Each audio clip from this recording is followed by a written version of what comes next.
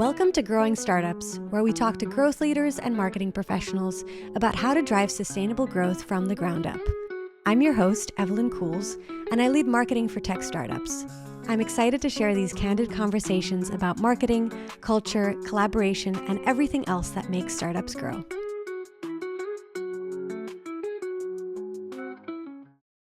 I'm really excited for today's episode because it's with, I would say, one of my marketing/startup mentors, Mariah Parker.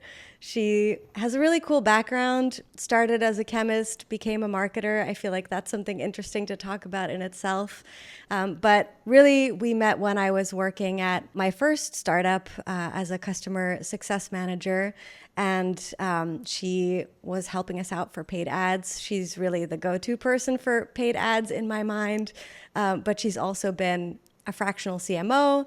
And right now she runs two newsletters, 2 Minutes Notice and Possible spelled with an AI, because it talks all about AI for marketers. So before we get into the episode, Mariah, thank you so much for being here. Maybe you can give us a bit of an overview on your background, if I missed anything, and what you're currently working on. Thank you for having me, Evelyn. It is a delight to be here. And you gave a better intro than I could give for myself. Speaking to chemistry specifically, I started my career in science, and I feel like that's a natural transition into growth marketing because it teaches you experimental methods and the importance of the rigor of data. And applying those to growth helps you understand why companies are and aren't growing and how to move growth faster. But after leading growth at an ed tech, a health tech, and a fam tech startup, I was really interested in AI because of the amount of pressure that I was seeing marketers experience on a daily basis. And I thought AI had the opportunity to reduce an industry-wide problem we're experiencing, which is burnout.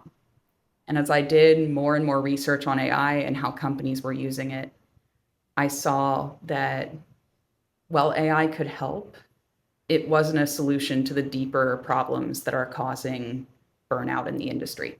And so I started a newsletter called 2 Minutes Notice, which is about how to escape and how to survive toxic jobs. And one of the things I found in this process is that burnout is widespread in marketing and across industries, and that there are individual and societal components to it. So I'm excited to talk a bit more about both growing newsletter communities and about how we're experiencing burnout as an industry. Yeah, this is a topic that I'm super excited to talk about. I remember when we prepped for this call, you explained what 2 Minutes Notice is about. And I think over the years, we've had conversations like every 6 months or so where I feel like a lot of the same topics keep coming up. How to survive in tech, how to survive in startups. And I'm really excited to see that you're taking that direction. And can't wait to have this conversation. And we usually start this episode or these podcast episodes with a favorite wellness practice or ritual, which I feel like is so fitting for what we're going to talk about today. So yeah, I'm curious, what's like one thing that you do to stay grounded? I think the single most important thing that I do is becoming unreachable. I'm not talking about going to the woods for a month or tossing your phone in a body of water, but small thing. The single most important thing I do is taking a bit of time each day where work can't interrupt and really setting a firm boundary that I'm not going to look at anything work related. I even read physical copies of books so that I don't get notifications on my phone as I'm reading from work in my off hours, or I go to plays where you have to shut your phone off. Because these moments where you're completely engrossed in something else and no reminders are coming through from work, nothing can possibly reach you and stress you out from your day job. Those are how you truly rest and make time to become both better at your job and happier in your life outside of your job. I love that. It's so hard to do. I feel like it's something that I have definitely gotten better at as I go from like job to job and setting those boundaries on like, this is when I work until, or this is when you can reach me. I think at the beginning of my career, I had like no notion of boundaries when it came to this stuff, and we're so reachable. Like I have Slack on my phone. I have to be able to check my work emails on my phone once in a while. So it's just you have to be so diligent about how you set that stuff up. Like I now have strict times when my phone goes from work mode to chill mode, and it like cancels all notifications from 90% of my apps. And I like really have to be strict with myself about this because it's so easy when you got like big projects coming up, you're kind of waiting on people's feedback. Your boss knows that they can reach you. Like, oh man, it's so hard to do. So I think that's a really good reminder. Yeah, and work follows us around. As long as those notifications are coming, work follows you to times that you're hanging out with friends, times that you're definitely supposed to be off. Um, Hmm. I had a like 2 hour long conversation last year on uh, Thanksgiving Day with one of the companies that I consult with. So I'm not perfect at it. And what you'll find if you talk to most marketers openly and honestly is that we aren't perfect at setting these boundaries. But the more you can carve out some space where you're not thinking about work, the more you have time to rest and to think through some of the problems that you have at work on a deeper level. Yeah, that's really important too for like the high level thinking. You can't really do that if you're constantly in the weeds and you're kind of like doing that stuff that's really in the moment. You made me think about, yeah, how this is even more difficult for marketers in many ways, but especially if you're also running people's social media. Oftentimes you're connected on your own social media accounts. Like if you're running a company's LinkedIn, that's, on your own LinkedIn. You're an admin on that company's page. So when you check LinkedIn, like you get all the notifications for the company too. Same thing with Instagram or Facebook. So yeah, I think it's like a lot harder to get away like from as a marketer. Yeah, it's incredibly difficult to get away from.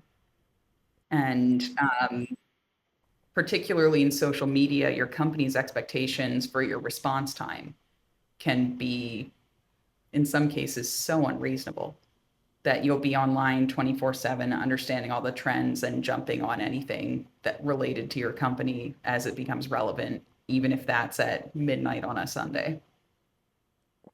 Yep, totally. Yeah, I think that all leads to the conversation we're about to have. But first, I'd love to talk a little bit about your journey from paid ads, something super, data driven. Attribution is a lot easier with paid ads to growing a community via email. I'm just really curious how you went from one thing to the next and then talk about like the value of communities as well. So at the same time, it was a journey of necessity and a complete accident. I was working for a brand that was very early stage, pre seed. And we had one competitor that had already gone public, one that had sold to the biggest name in the space, and a bunch of other competitors that had raised 10 to 100 million. So cost per click in our industry were pretty expensive and Hmm. highly competitive. And we just didn't have the funds to compete one to one. So we developed this strategy of bidding on lower intent keywords around quizzes in our industry. And we saw 10-cent cost per click versus the industry average or $5 or $6. But we were also getting lower intent leads at the about the same cost when you factored in the difference of conversion rate as the cost of getting them from higher intent keywords.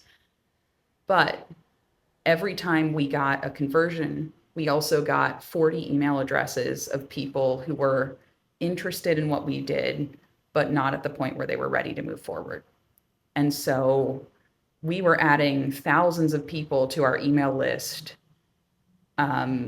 every month from our paid campaigns. And we needed to develop a way to help them move forward over time. We were also in an industry related to mental health. And so there's a lot of natural ambivalence around seeking solutions for mental health care.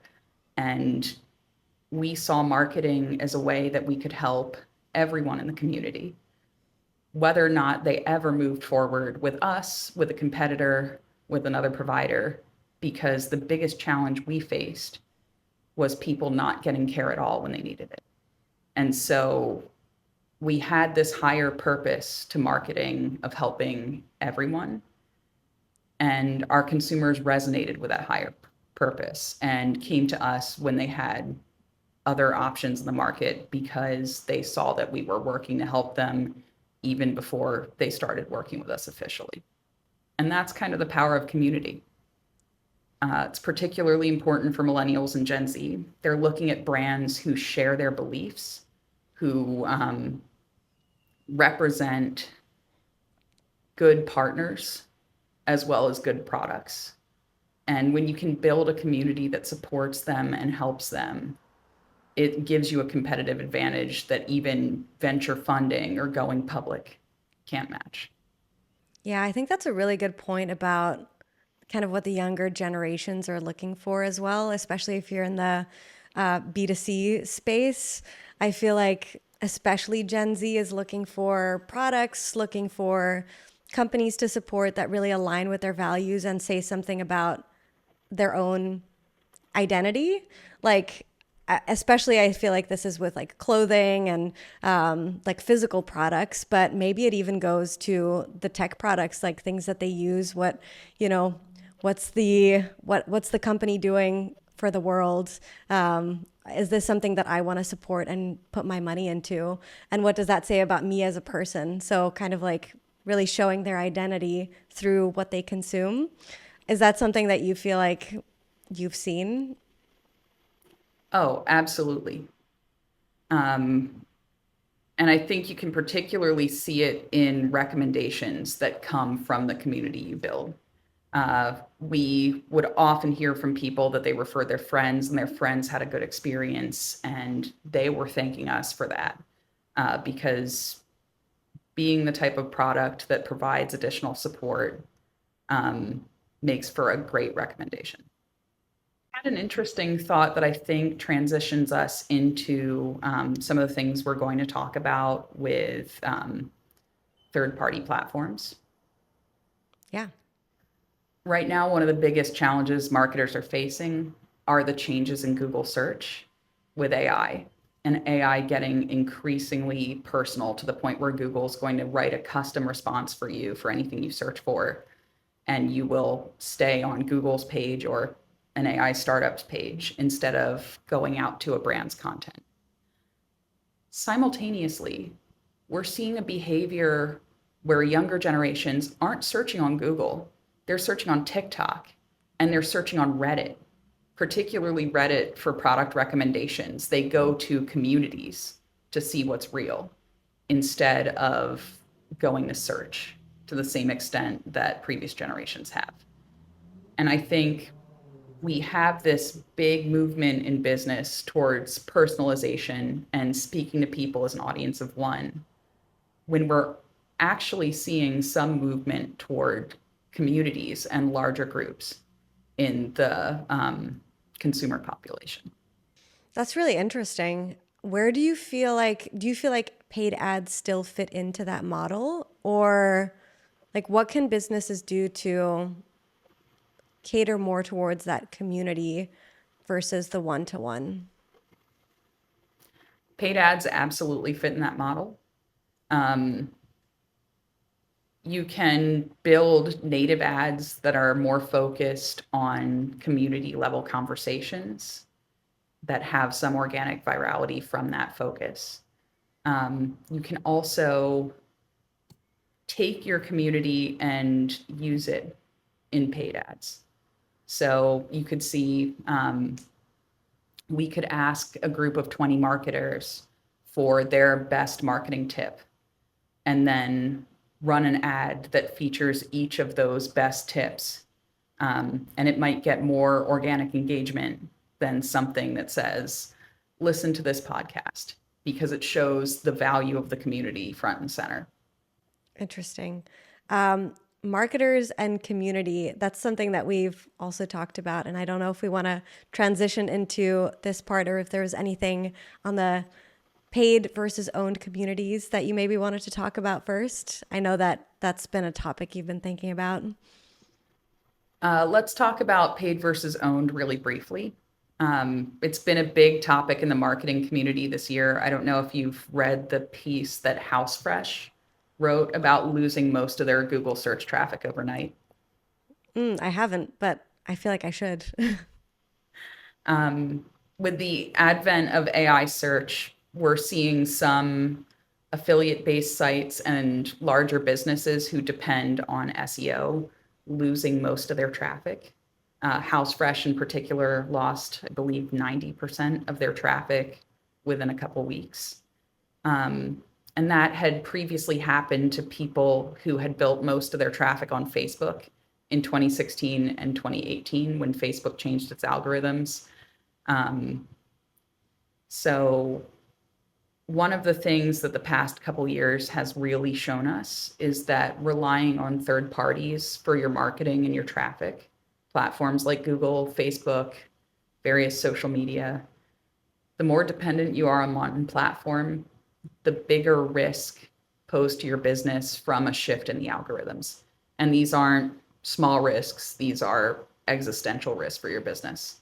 So if you have a Google search presence right now, or a social media presence, one of your biggest marketing priorities should be building your own community.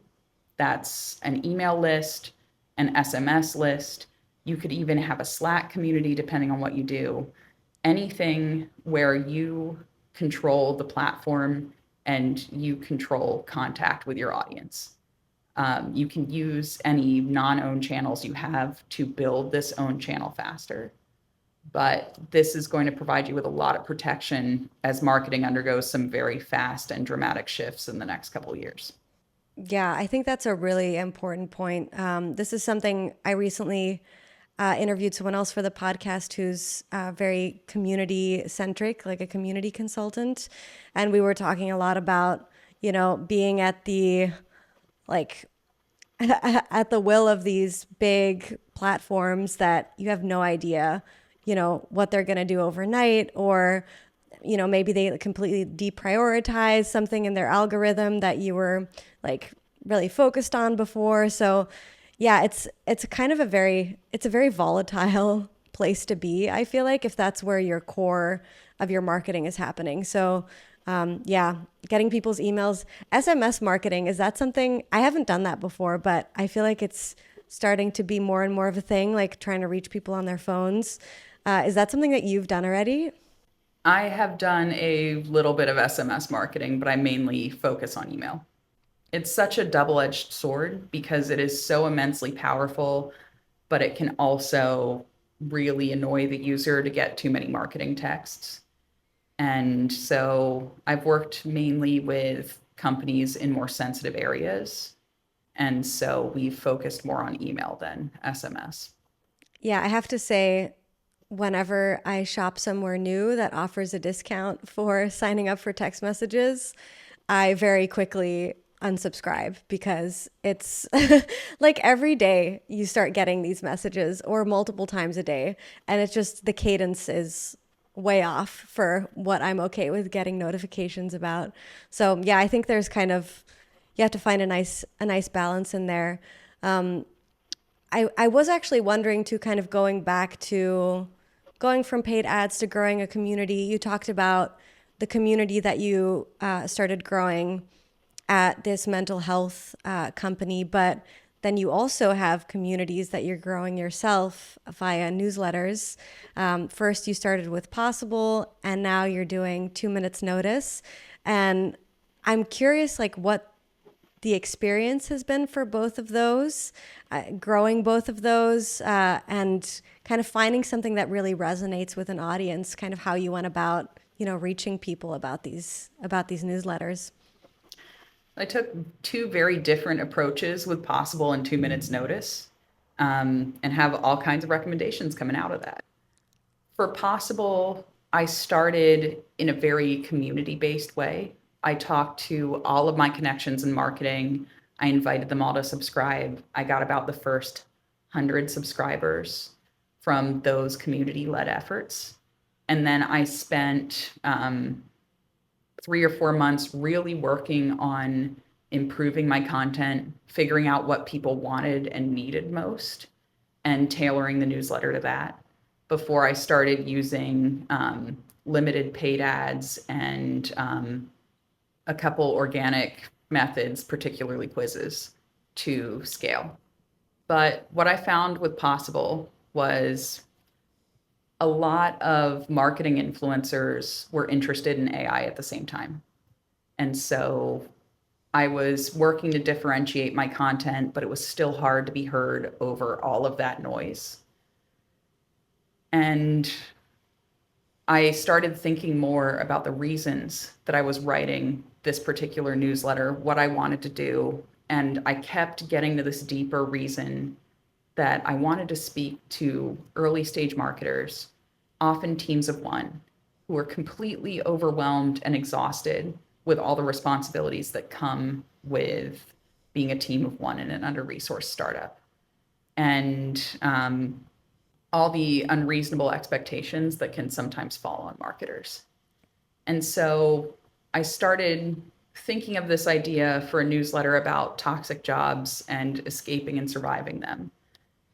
I tested it with a limited paid ad spend, and within a month, it had more subscribers than Possible. Within 4 months, it was passing 7,000 subscribers. And I just realized through finding this deeper reason that I was writing, I had hit at something that was driving the popularity of AI, but that no one else was talking about in the same way, because we're focused on the tools instead of on why we want them in the first place. And so if you're thinking about starting a newsletter, definitely do not recommend jumping on the latest trend, but thinking another level past the greatest trend of why is this trending? What will it allow us to do? Why do we want a tool that does our work for us or helps us with our work? Why is this popular in this moment? And that might help you get at a topic that no one else is talking about, which is how you grow something quickly. Yeah, I think you really, with that newsletter, hit something deep in a lot of people that are, you know, teams of one at startups. But I'm guessing you also have people outside of this. Is not purely marketing, right? This is kind of anyone. What does your audience kind of look like for that one?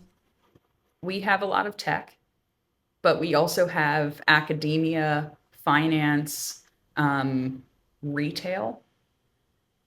And I think we'll talk a bit about why I think marketing is unique with Burnout and the problems that we face as early stage marketers. But I think we're part of this larger moment in work when everyone is exhausted and overwhelmed, and our workplaces are not set up to support needs that we've discovered after the pandemic or come to terms with. And so everyone's just exhausted. And the American Psychological Association has done surveys across all industries and found that 19% of workers describe their jobs as toxic. And that of those 19%, they are 3 times more likely than people in healthy organizations to report mental health problems from their experiences at work at 52%. That's more than 1 in 2 people in a toxic job struggling with their mental health. And so this is such a large problem impacting everyone. feel like after the pandemic too, we kind of lost our sense of boundaries in a way with remote work and, like switching back to maybe hybrid work or being in person again. I feel like there's a lot of things that we still need to adjust to, as well as, things like AI coming in. There's been a lot of people losing their jobs recently, especially in tech. So there's this huge pressure to perform. And I mean, those statistics don't surprise me, even though they're obviously something we need to work on. But I think I've seen it in my own, network, in my own community that especially marketers, I feel like are really, really stressed out. And not just at early stage startups. I mean, that's like a pretty unique position to be in, the one person marketer oftentimes. But I feel like marketing in general, with how quickly things are moving, how hard it is to keep up with, what are we supposed to be doing now? All these new technologies coming out. So yeah, I'd love to hear your perspective on why you think this is especially, burnout is especially prevalent amongst marketers. So there are individual elements to burnout and there are organizational elements to burnout. Um, and our culture really talks about burnout on an individual level. So I'm about to talk about burnout on an individual level, but always want to acknowledge there are organizational elements to it too.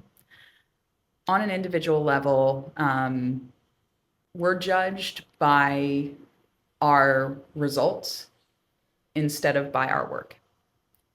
And that is something that does occur across industries. But marketing, in a lot of ways, is less predictable on results. I talk about bicycles and cars.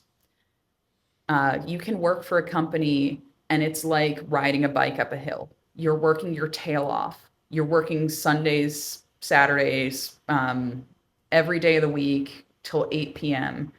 And every piece of effort you put in is just inching you a little bit further up that hill. Versus there are times when working at a company is like driving a car and you go straight up the hill, possibly faster than is ever safe.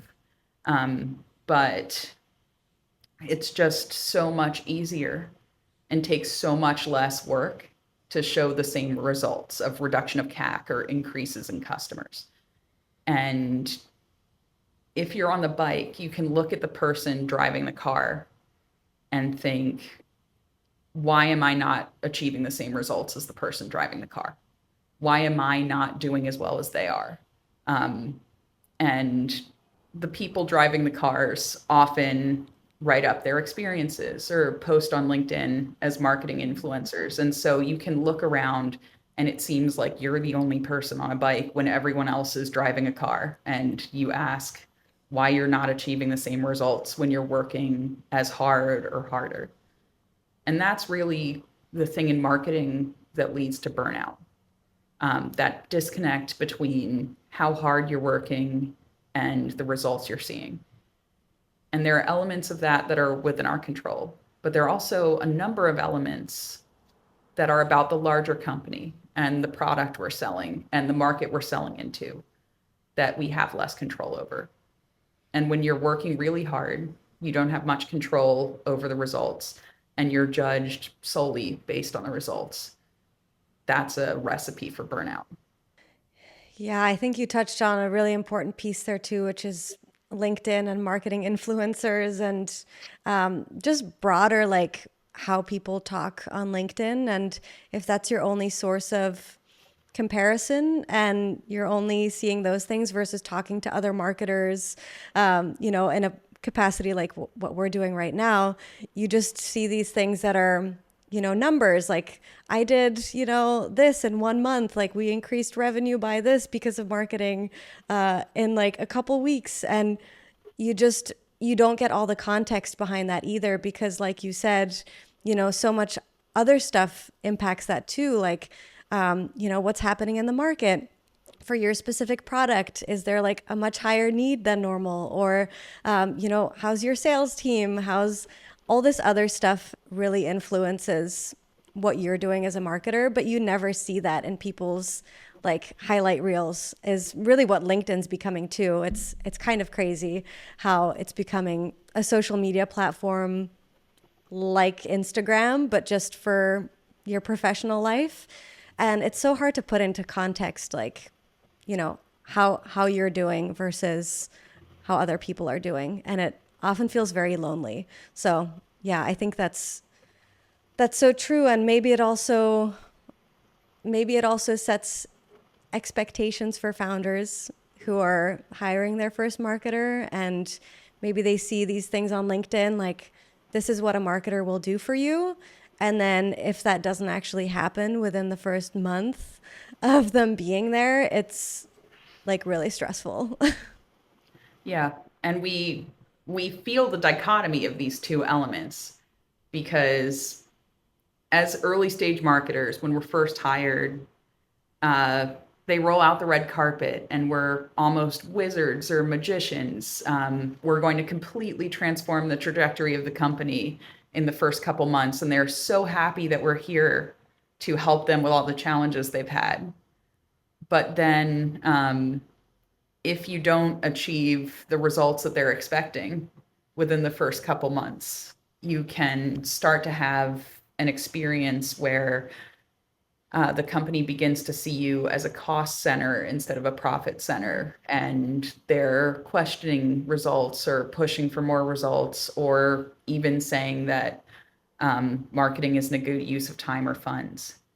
And I've seen this trend so often. I don't know about you, but there have been a couple times in my career where I've been the third or fourth head of marketing hired in a year. And I've also heard startup founders talk about how marketing isn't helpful to their business. And a lot of times that experience is because they're hiring the wrong person for the stage. It's someone who has built a great reputation at a Series D or E startup or a major competitor in the space, but they've never worked in a seed stage startup. Or a company hires someone with a background in PR when paid ads is actually a better growth strategy for them. And so there can also, because marketing is so big and can cover so many different skill sets from engineering to sales to customer support to product, as well as marketing, it's often really hard for a company to find the right first marketer. And that can also influence perceptions of marketing going forward. God, that's so true. And really hard when you are that first marketer that was hired with, kind of a disconnect between what they actually want versus what they hired for. I mean, that's like a recipe for disaster and burnout in itself, is coming in and knowing your expertise just isn't right, like isn't a right fit for what they need right now. And trying to keep up with that is almost impossible. Yeah. And there's a trap you can fall into as a generalist of thinking it's not quite my area, but I can figure out how to do it. If I work hard enough, I'm going to be able to achieve these results for the company without stopping to think, is this something I enjoy doing? Is this going to give me energy, make me excited to come to work every day? Or am I going to be completely exhausted by the end of the first month? And that's a really important consideration too. Yeah, and I think what you said earlier too about being, I guess, like things to look out for when you're looking for a new role, when they're hiring a first marketer, is, you know, think about their trajectory over the past year, like how many people have tried to fill this role and have been let go or have left. I think that's a pretty good indication. And then also really trying to figure out what they actually want from you and if you're a good fit for that. And then for me, it's always like leadership is, do I see their vision? Do I think I'm excited about where they're trying to go? And if any of those don't connect, it's probably not a good fit. How do you kind of approach that when you're looking to work with a new company? All of those elements are really important. One of my favorite questions, in addition, is what has worked for you in marketing and what hasn't? And I'll ask the CEO that because I want to see if the CEO really has an on the ground experience and understanding of what they've done in marketing and what has and hasn't worked. I also watch how they talk about their previous marketer, if there is one. Do they have respect for them? Are they giving them a lot of room to make decisions, or do they trash talk people who have previously been in the role? Do they really understand what's been happening? Or is there a lot of blame being put on people who were previously in marketing? Another thing I look for is of the things that have worked and haven't, how well do those fit my skill sets? Is it something where I can do most of the things, but there are a couple things I'd hire out for? Is it something where I enjoy most of the work that really works well for them and I can build on it? Or is it something where a lot of my ideas coming in are things they've tried that have failed? And they're moving more and more towards forms of marketing that I'm not as good at or not as interested in. And I really look for day to day work fit as well as leadership. I'd also just recommend asking for them to tell you about 3 people whose careers they've helped. It's a question I learned from the influencer Adam Grant at Wharton. And if you hear them answer mainly with people who were above them, oh, I made my CMO look so good in my first marketing role. Our investors are psyched with what I'm doing. It's a red flag that they're focused more on making people above them happy than on mentoring, supporting, and helping their juniors grow. And with so many toxic workplaces formed by your relationship with your boss, it's important to make sure they're the type of person who's going to lift you up instead of ripping you down. That's such a good question to ask. I would never think to ask that. I feel like sometimes we forget when we're interviewing that they're not just interviewing us, but we're also interviewing them. And especially when you're really stressed out about your job hunt, it can be easy to not do those things. But I think asking these kinds of questions is going to help you not get into one of those toxic workplaces to begin with. And then, you know, have to follow Mariah's newsletter on how to deal with it. Yes, our goal is to have as few subscribers as possible in the No, I'm sure there are literally so many people, even if you're not in like a crazy toxic workplace, just knowing what to avoid and knowing how to like tell the signs of burnout and those kind of things is just so useful. So I kind of think that leads into the conversation around like we kind of identified some things that aren't good signs when you're at a company. What do you do when you are feeling really burnt out? I guess like you specifically, or anything that you've learned over the years. I think one of the biggest mistakes I made when I realized I was burned out was trying to pick a milestone where I would give myself a break. So a couple years ago, I started noticing I was burned out. We were in the middle of raising our Series A. So I said, I'm going to get us through this fundraising process. I'm going to get our numbers to where they need to be. We're going to raise Series A. I'm going to take a 2 week vacation. Uh, we ended up pausing our round and then pausing our round again and pushing for increasingly higher targets to line up for Series A. And I looked back a year later and said, not only did I never take that vacation, I took 4 days off in the past year, and 2 of those were my honeymoon. 2 days for my honeymoon. And so, no matter how inconvenient burnout can feel, and I know that's really awful to phrase it like that as inconvenient, but we're talking to high performers here. This is how we think about burnout sometimes. No matter how poorly timed it feels, try to make some space to take a day off, a few days off, a week or two off, whatever you need, but also don't feel like vacation is going to magically fix it. The idea is to take enough of a step away from work that you have some headspace to reevaluate, and then look at what you're doing. If you're in an early stage startup, there are probably a few things that have fallen on your plate that really aren't that essential. They're remnants of experiments that haven't quite worked out, but you're still doing them. Or you're doing something in operations to cover a staff shortfall. Look at all those things and think, what do I absolutely have to keep doing to keep the company on track? And what is something that I can delegate to someone else, that I can move to another team, or that I can stop doing, and everything will be fine?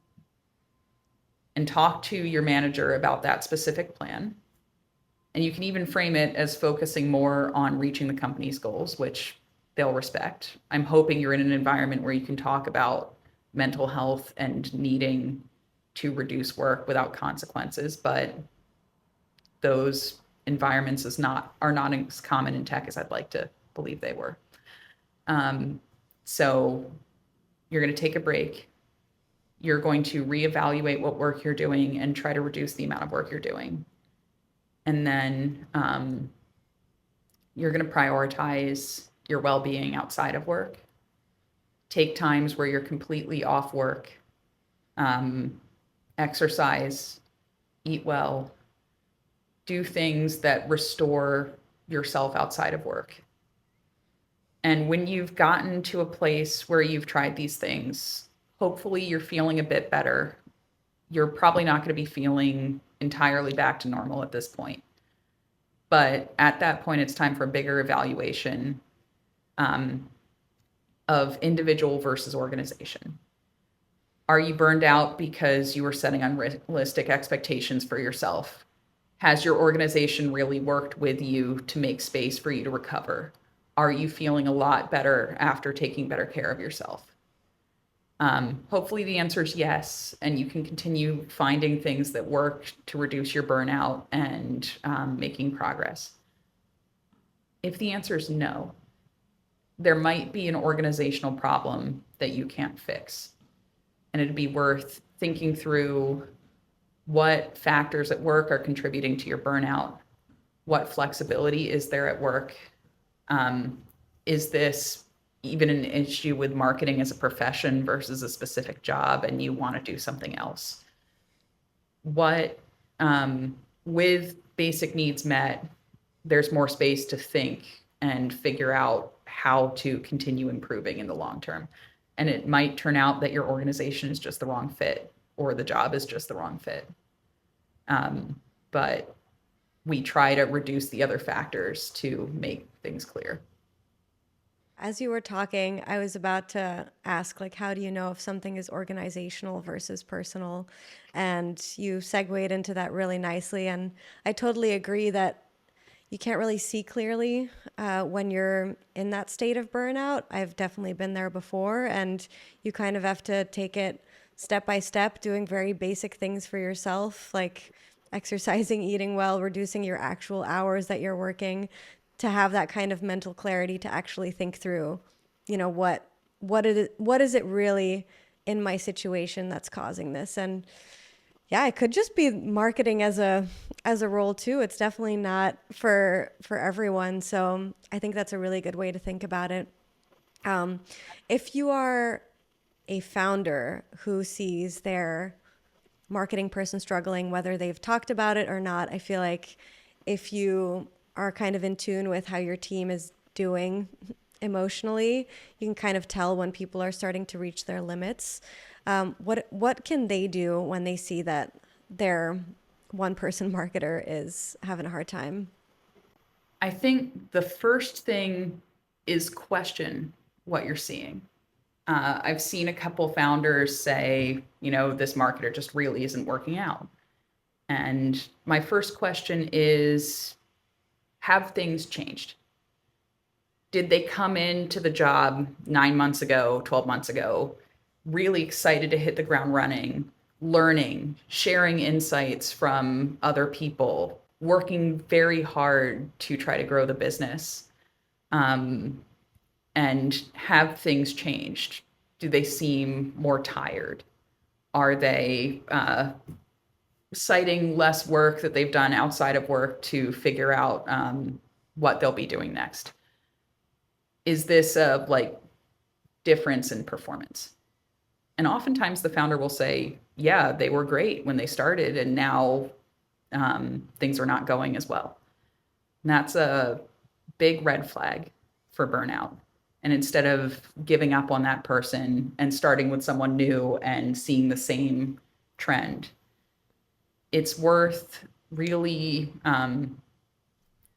thinking yourself and sitting down with them and having an honest conversation about their work conditions. Is there too much on their plate? Have they taken vacation in the past year? Um, have they worked through an illness? Are they working around the clock? Is there something you can do to help them feel safe, taking the time they need to do their best work? Um, or are they overwhelmed with like 100 different responsibilities from all different elements of the organization that have kind of come to them? Because high performers often grasp for all those opportunities. Can you move responsibilities from other teams back to the other teams? Can you talk with them about all the stuff they're doing? Run the inventory we talked about of what can we stop? What can we continue? How do we make sure you're working less and still achieving the same results for the organization? Um, and also, sometimes as a founder, you're not going to know everything you need to help the person. Sometimes the challenges will be that they've tried a lot of different things in marketing and nothing's working. At that point, if you don't have marketing experience, it's a good idea to bring in your investors or your advisors as mentors for this person, and sounding boards, particularly if they're a team of one, so that they have more resources to start getting creative and brainstorming again, or even just support from someone who's like, yeah, marketing as a single marketer in an organization of this size is really hard. Let me share a couple things I've learned to save you a bit of time on some of the most common mistakes. And oftentimes you'll find when you provide this support for your marketers, that person you saw in the first couple months comes back, and they come back stronger because you've shown a commitment to them in their most difficult times in work. And that means they're more likely to show you the same commitment when early stage startups get hard, because they are going to get hard.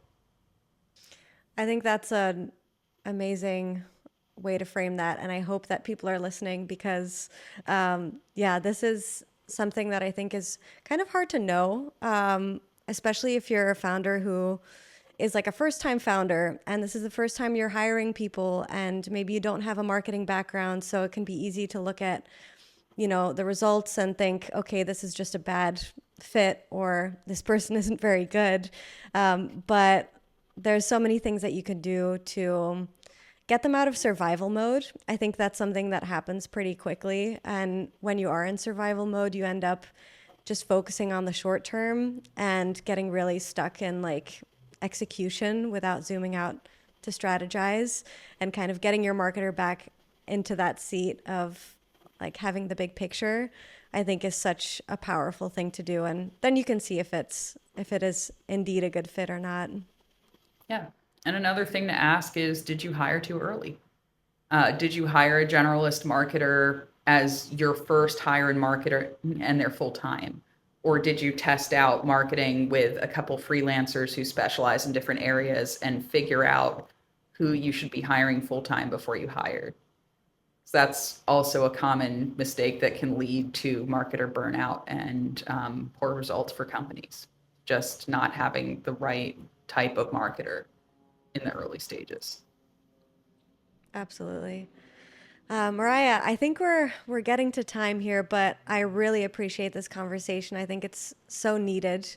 And I always like to close these off with asking the guest what something is that they're excited about, both in their personal and professional life. So I'm really curious. Professionally, I'm really excited about the growth of 2 Minutes Notice and excited about launching a new newsletter for people who have escaped toxic jobs to learn how to find more happiness at work. And if you want to subscribe to 2 Minutes Notice, it's www.2minutesnotice.com. Personally, I just got my first house and I'm excited to actually be able to paint and do all kinds of cool stuff that we're not allowed to do as renters. I'm jealous. That's a goal that I hope to reach pretty pretty soon, but I live in LA, so that feels pretty out of reach here. Super happy for you there, and yeah, it's super cool to see kind of the journey that you've taken, and over the years, kind of connecting with you has been such a joy. Last thing is just where can people connect with you? I know you already mentioned 2 minutes notice, but where else can people find you? Absolutely connect with me on LinkedIn. I'm at linkedin.com/in/Mariah-Parker. And if you're interested in Possible, my newsletter on how marketers use AI, you can subscribe at www.possaible.com. Thank you It so much for really your, is all possible. you Thank know, you, Mariah. This was such a good conversation. Yeah. it was a great It's a conversation. good name. Yeah. Thank you so much for being here. I really appreciate it. Thank you. Have a great day.